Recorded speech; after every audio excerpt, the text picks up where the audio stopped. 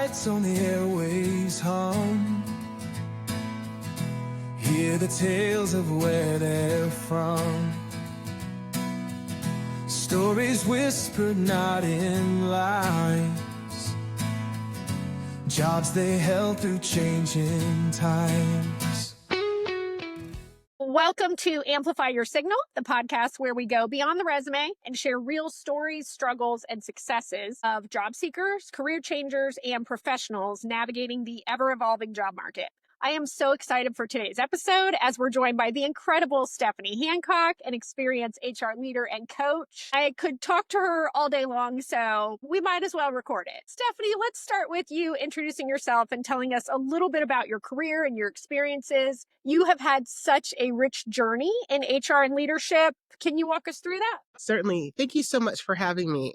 My career has been pretty robust in HR. I've learned a lot. I've had lots of ups and downs. I started just from having a love of people to actually having more of a love for business. And in addition to that, and wanting to do right by people and see businesses succeed. So I've been in so many different industries. I started off as a HR coordinator, and then I, just have gone from there. But I've been in nonprofit, higher education, the private sector with a consulting company, e-commerce. So I've done a lot.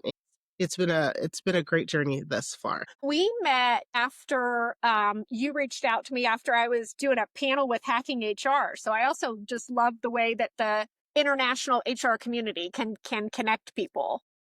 I love that.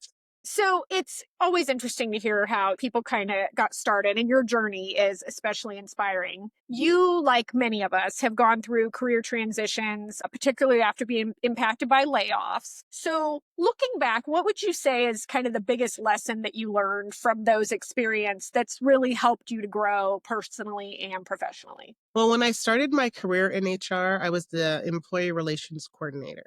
My first 3 months on the job was to assist with layoffs. That was my first introduction. I had never really heard of layoff. I just never heard of layoffs and like been part of them in any way. And that was my welcome to HR. Starting that journey or that experience, and I've done several rounds of layoffs in different organizations, but I had never been impacted by a layoff. So now I see it, of course, through a different lens. I want to make sure that people have what they need. And I was really fortunate. My first experience was really good on our side. I worked with some really amazing people who were really thoughtful about how they treated our exiting team members. And that hasn't always been the case. So I really, really, really appreciated how I was able to learn from that and remember that, and also remember how I felt and how I'd want to be treated. So when I've come around having my own experiences, I've learned. I've definitely learned how to be treated and how to treat others. Baptism by fire sounds like, holy smokes. I thought my intro to HR was crazy. I was a benefits administrator, and basically my first kind of week on the job was a open enrollment for like 3,000 employees. And it was a active, not a passive enrollment. So everybody had to be enrolled. And I thought, well, if I can do this, I can do anything. And it sounds like same thing for you. That is wild. Yeah. If I figured if that didn't get me out of HR, I was meant to stay. Well, and like a lot of us, right? We take our experiences and they shape us. And I feel like it is something in our DNA in HR that we always want to give back with it. So when we talked before, you kind of mentioned about writing a book to help people navigating those career transitions. What do you hope to convey to readers, and why do you think that message is so important? What I think I'd like to convey the most in my book when I do eventually get to writing it, is help people to understand first and foremost, they have to know who they are and be okay with who they are. Of course, we always want to be improving and, working on ourselves, but it's really important to have kind of a stronger mindset, because depending on who your supervisor is, a person can literally crush you and not help you progress in your career. And you could allow that to stall you in your career, and you don't want that. So know who you are, know what your value is, and not be afraid to speak up. Um, you know, but also learning how to read the room. There are a lot of people who do not know how to read a room. Learn how to read a room, know the organization, how it works, things like that. That can help a person really progress. And then when they are stalled in their career for some reason, like if they're impacted by a layoff, they won't take it so personally. And that's something that I had to learn, about taking things so personally. And you won't take it so personally. It was like, okay, I'm ready to move on. And you can move on and go to your next best. Sounds like it's going to be a really powerful resource for people. So I'm sure many people will benefit from it. In that vein, what advice would you give to someone who's looking to kind of level up in their HR career or take on a leadership role? I cannot stress this enough. Learn the business. Whatever business you are in, learn the business. Get data to support whatever ideas you have, because there are a lot of people that have some really good ideas. And I'm one of those people. I love we can sit and ideate for hours. I love to come up Yes. with ideas. Yes. But by not understanding your business, you're not going to see that, hey, that's actually not a revenue generator, or that's not going to impact the employee experience in the most productive way. Great idea, but that's going to cost us more. Right. But being able to pivot with that and understand with because finances are always going to be an issue. Yeah. So just learning the business, and learning how to have really strong interpersonal skills. And again, back to reading the room. I've seen a lot of people derail their careers by not reading the room. I would share that sentiment. I have seen it as well. And it's heartbreaking, right? When you're like, if you could just save you from yourself, right?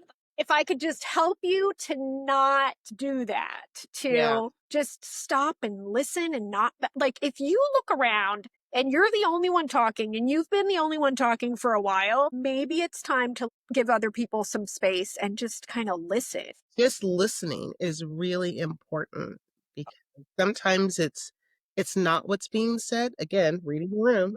Right. Well, and you can really impact the conversation if you are the most senior person in the room and you're doing too much talking, Yes, because you can get that group think. I sure. worked with she was my counterpart in operations, Mhm. and she said basically her New Year's resolution was going to be the acronym WAIT, which is why am I talking? To really think about, should I be the one talking right now? Like, can I just sit back and, although I have ideas and I want to contribute, can I just sit back as the leader in the room and listen and let other people feel safe to come forward? Yes. Yeah. That's really important. I think leaders really need to heed that. That's really good advice, because what happens is if you don't do that, you'll have a whole bunch of yes people. Yes. With that, there's no innovation. Correct. When we need innovation, which is right now, Yes. because things change so drastically, Right. we need to be innovative and be able to pivot and be able to change quickly but we have groupthink, or if you're just surrounded by yes people, you're not gonna advance the way you could. Yeah. I agree so much with that. There is so much that can be learned from others if we just shut up and give them space and safety, right? It has to be safe to Yeah. speak. No, for sure. One of our values at one of the company that I was at was curiosity. But in order to have curiosity, you have to make sure that it's a psychologically safe space. Absolutely. If you don't provide that, if people don't trust that, hey, I'm going to be curious and I want to say this, or I have this idea, then they're not going to speak up. And we have an assumption that people come to work, and we're all adults, we all communicate as adults, and we don't.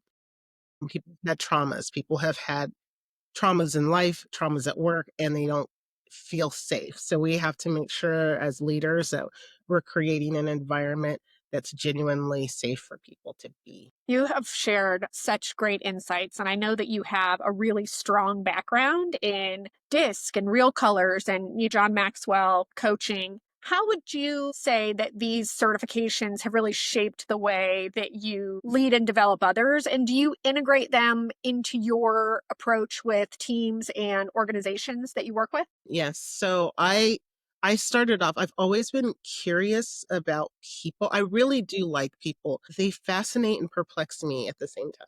So I have taken an interest in, learning more about people. Like I have a master's in industrial and organizational psychology. Science of the workplace. It's all about the people. Like, how do we build these better teams? So yes, all of these things have impacted how I approach team building, how I approach managers when I'm coaching them, because I have to do a lot of coaching in my role, and which I actually really enjoy because a lot of managers, in my experience, have had they have the technical experience, but not the people leader experience. And those are things we need to be mindful of as we promote people too. And as we've talked about, like that succession planning, how you have to really start to develop people when you see that they haven't had that skill set, because that's a very vital skill set. But helping managers understand their team and their people and how to get the best out of them. Not everybody responds the same way. And it's just like having kids. Can act like I have twins, totally different people. You can't provide the same level of discipline or conversation or course correction with each child. It's got to be individual.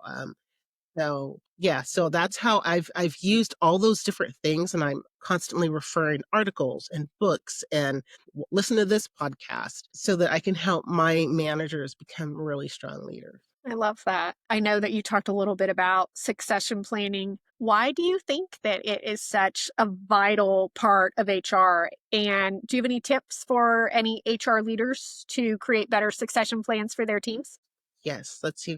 I feel it's vital because I've actually had firsthand experience of not having a succession plan as part of a board, a nonprofit board, and um, fantastic, not owner, but she was the executive director, but she was also the founder. And so she wanted to retire, and there was no one set in place to help navigate that. And it took a long time for her to exit. And so that was my first hands on experience with it. Uh, I think it's extremely vital that we have those in place as HR professionals. Like we work with our leaders and our different managers to, know who's on your team, because anybody can take a different position. Unfortunately, they could pass away. Anything can happen, right? So, in order to maintain that flow of business, let's look and see who's on our team and see who we can develop to move into that next role or create another role that's going to be needed in the future. But you already have kind of like the person in place or the people in place. It's just being more proactive. It's a proactive approach to doing business in how you use your people. So that's why succession planning is just it's like top of mind for me. I mentioned to you before we started recording that as a facilitator for HCI, we have a certification course on succession management, and I'm going to be auditing that course here soon so that I can start facilitating it. Because I agree with you. It's incredibly important. Mhm. There's an aspect of succession management in strategic workforce planning, but then even just having that knowledge and that skill set as a standalone is incredibly important. I mean, if you get that piece right, then maybe you don't have to do so many layoffs and restructures and all of that because you're already being proactive in the structure and in the needs Mhm. of the organization. Because exactly, because when you're looking at when you're putting together a succession plan, you can kind of anticipate some things. Yes. And I've never been one for layoffs, honestly. Just if I understand when they have to happen, Uh-huh. but in some ways, I think there's other things that we can do to trim the budget, aside from headcount, but that's just me. But yeah, I think that being proactive is kind of like the best. It's a great antidote for your business is look ahead. Yeah, yeah, for sure. Speaking of looking ahead, what is one piece of advice that you would give to someone navigating career changes and looking to transition it into something new? I just wrote an article on LinkedIn about imposter syndrome. Okay. I hate that term. I absolutely hate it. I don't know why we tend to gravitate towards that, but be kind to yourself. When you are going to transition or you want to start something new, it's okay. There are going to be ups and downs. Be kind to yourself and give yourself a lot of grace and don't add negative connotations to a change. Try not to take a layoff personally. That's really important because it impacts how you feel about yourself when you do that.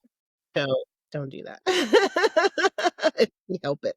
I always tell people when you're faced with an adversity, whether it's news, layoff, it's a loss of some sort, right? Like genuinely feel it and sit with it for a minute. It like have the true real experience. Don't suppress your emotions.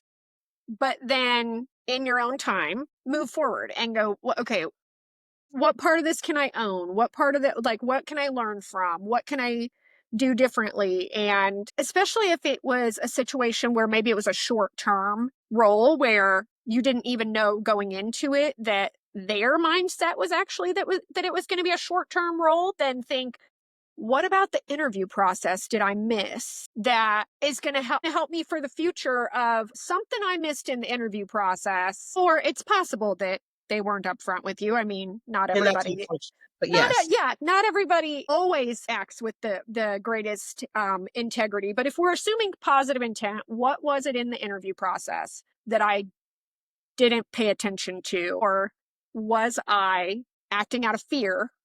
And Mhm, maybe I saw the red flags, but I ignored them mhm. because I wanted to have that job, and I kind of convinced myself that that was going to work anyways. I mean, It's like dating. well, it is kind of like dating, but It also is. no shame to anybody that knows there are red flags going into it, and they took the Mhm. job because they need a job, They needed a job. because you needed a job, and that's okay. But be honest with yourself that you took the job because you needed a job, Mhm. and don't be surprised when it doesn't end up being your dream job and you find yourself so like just be honest with yourself and Honest. And yeah, like you said, to your point, you can have the emotions, yes, but don't stay there. yes. Because when you stay there, that's when you start to hold yourself back. You don't wanna hold yourself back. Don't stay there, you know? Don't stay in that moment. So we're going to switch it up now to some rapid fire questions, and so here we go. I'm excited about these. Okay. So coffee or tea, what gets you through the day? Neither. I have an unhealthy relationship with Dr. Pepper. Oh, okay. It's got me through college, but I'm trying to break up. That's fantastic. I love that. I have a friend who has such an unhealthy relationship with Diet Coke. She wouldn't even say it's an unhealthy relationship, but it's become famous. And when she goes to speak or she goes to do anything, they always put like a case of Diet Coke Like, there for no. her because they know. They're like, okay, well, let's make sure that you have your Diet Coke because it's become now famous that that's your thing. So now that'll be your thing. Stephanie Hancock drinks Dr. Pepper. Please make sure that that's, like part of her rider if she's going to do Yeah. a speaking or They training know engagement. my last, warehouse that I was working in, they knew. They knew. Yeah. I love And it. specifically, it's Diet Dr. Pepper because it's sweeter than the regular Dr. Pepper. All right. Everybody is looking for a better way to do things to stay on track. I feel like everybody in the universe now has the attention span of an Etch a Sketch. What is your go to productivity hack or something that helps you to kind of like stay on track? Well, I am one of those people. I have attention span of a flea. It's bad. I know myself. So time blocking. Mm-hmm. Time blocking helps me the most. And another thing is color coding the time blocks. That really helps. So, like for my personal calendar, as an Mm-hmm. example, I have things in orange that are personally for me for self-care. Yes. And then green, money making activities. Blue, that's my work productivity. So like I have to color code things to help me because it's like a visual cue. And the nice thing about being remote is that we don't have as many interruptions in our work, because that's another thing in HR, you're constantly interrupted. So just being able to color code things and stay on task, and as my last supervisor always reminded me, protecting my time. Yes. I'm always wanting to help, which is Right. great. I have to protect my time and get Yeah. my One thing that always helped me in relation to one, I did color code like you. I still do it. Mhm. But I also would have the focus time on my calendar, Yeah, because then if there is something unexpected that happened that day, you're not derailing your entire day. You are not stressing. You're like, nope, I already had some unexpected time that yeah. was blocked out, saved. You can't book a meeting on top of it. Mhm. That saved me a few times where otherwise I would have been just, I think, overwhelmed. For Yeah. sure. Yeah, and making sure that people can't just schedule meetings on your calendar, it's because we have so many other things to do. Please don't just schedule a meeting. Please look at the availability. Please. I always used to say my calendar is up to date. So Yes. if I if I'm not available, there's probably a reason for that. Please message me, right? Because maybe it is my focus time, right? So message me. I'll see if I can move stuff around, but don't just assume and schedule something, because I mean that it's just respect for everyone, right? Right, Yeah. right, right. Let's Yeah. respect each other's time. Yes. Okay. So you have to recommend one book to anyone listening. What's it going to be? I happen to have it right I here. love that. Wait, can you see it? It's called The Hidden Brain. The Hidden Brain. Okay, we'll put a link to that in the show notes. How our unconscious minds elect presidents, control markets, wage wars, and save our lives. It is the most fascinating read. I've always said, like, if I wasn't in HR, if I could do it all over again, I'd go into neuroscience and like that would be my thing. Yeah. But yes, so this book I would recommend because it really just opens our eyes to how we're programmed just from the time we're little, from infancy, basically. Because from infancy, what are we doing? We're watching our environment, we're watching our surroundings and what makes us safe. What are other people doing? Things like that. And so we just take that all through life Yeah. and we make these interpretations from that. And it's like how stereotypes get formed. And stereotypes are not bad. They are our first point of reference, right? This is what I know of this thing or these people. First point of reference. That means from there, you have to go forward and learn more. So you don't stay there again, you're not going to stay in that space. Learning more, you'll of course it enhances your knowledge. But I just love this because it helps us with work so much and our interpersonal relationships and how we view our neighbors and how we can form a better community. So I just absolutely love The Hidden Brain. Love that. It's funny what you say about stereotypes, because it's so true, right? Like the biggest piece of feedback about when people say, don't call your employees at the company, don't say that we're a family, because not everybody has the same connotation when it comes to family. It's not warm and safe and loving and supportive for everyone. And it's naive to think that, right? And then you have to lay them off. You know what I mean? It's a word we should just it should not be in the workplace. Work is work. And we want to make sure we stay focused with that. But yes, I love this book. Highly recommend it. It's been out for probably 15, 20 years actually. It's not a new book, but Well, if it's on Audible, I'm getting it, because I can't sit and it's hard for me to sit and read sometimes, but I can list I go through I I have go like through so many things on Audible. I was going to say I have the whatever the membership is on Audible, where it front loads all your credits at the beginning of the year and you don't have to wait. I have that Oh, one. I need that. It's awesome. You get all of the credits front loaded at the beginning of the year, so you don't have to wait for more to come out. But I've got hundreds of books I do too. on I Audible. love Love it. to read. Yes. And Audible the author gets me twice because if it's Yeah. really good, I'll buy the hard copy because then I have to go back and, highlight certain things. It's so funny you say that because extreme ownership and the dichotomy of leadership. One, it's just so wonderful to hear. I love stories read in the voice of the author. And when Yes. there's sound bites and things like that, I just love it. But yeah, if I have listened to a book and it's so great that I also buy it, like that's a big endorsement from me. Yes. So if For you sure. look at my bookshelf and you see copies of this book, but it looks like it's never been opened, it's probably because I loved it so much that I got it on Audible, and then I've got bookmarks and like tabs and all kinds of stuff in it. Because I didn't open it enough to sit it open and read it in real time, but I definitely reference it a lot. I'll grab it and show people on the screen or take a photo, and Yeah. it's a whole thing. I just absolutely love doing that. Another book that has great sound bites on Audible is Talking to Strangers by Malcolm Gladwell. 100% recommend that on Audible because he has a theme song that plays, first of all, throughout the whole book. I love that. Second of all, he has like excerpts of people of like the real interviews happening. Yes. So highly recommend Talking to Strangers by Malcolm Gladwell. He's one of my favorite authors. I absolutely love him and his podcast. He's got a great podcast with. Shonda Rhimes' Year of Yes. Yeah, yeah, yeah. Quote excerpts and sound bites from her speeches, right? Love it. Love it, love it, love it. The Yeah. best. So authors, Plus, please he's do. just fabulous. But yes. Right? I Yeah. love Malcolm Gladwell.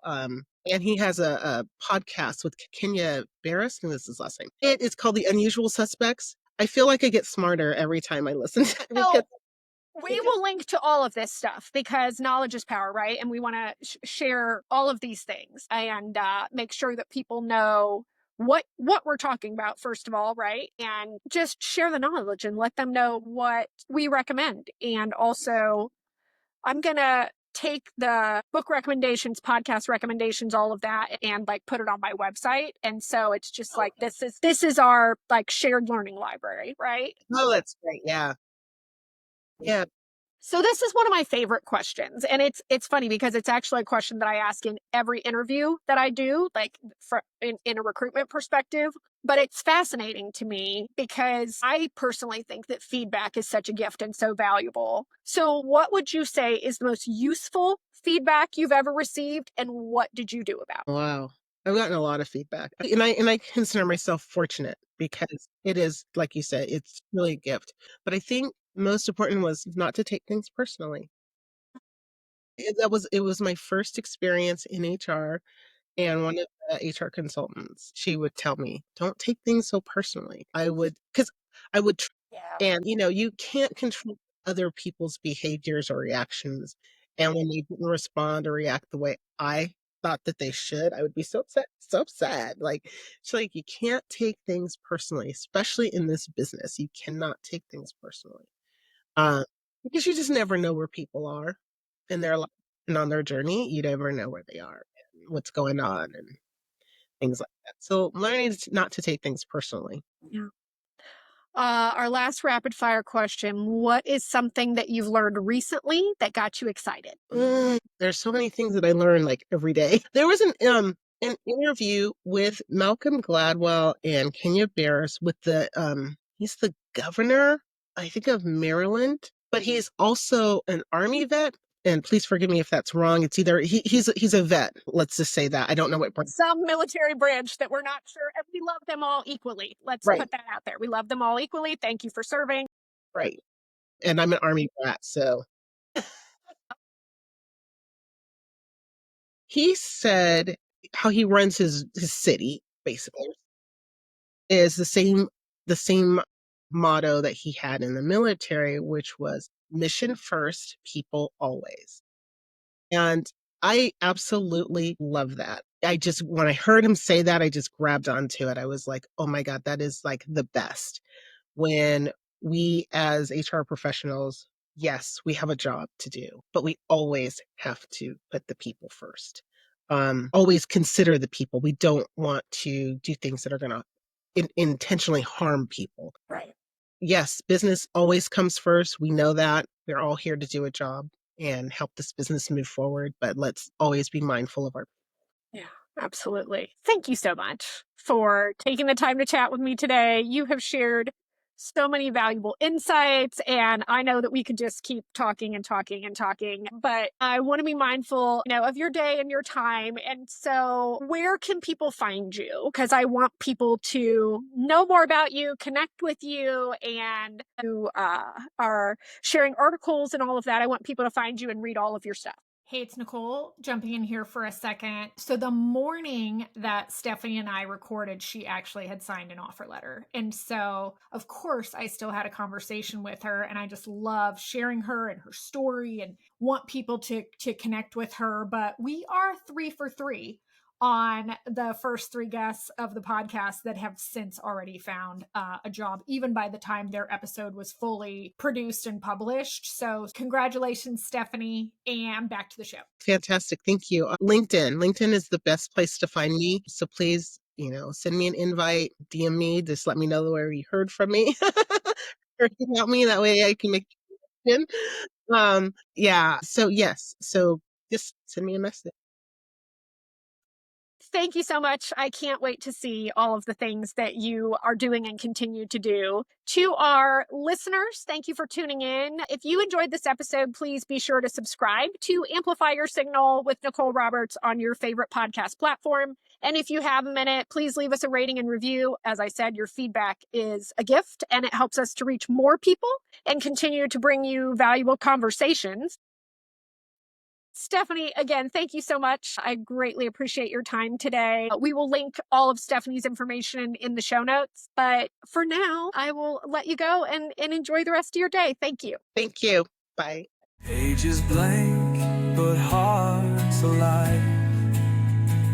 Through their journeys, they still strive. Tales of passion, grit, and grace. Every journey leaves its trace.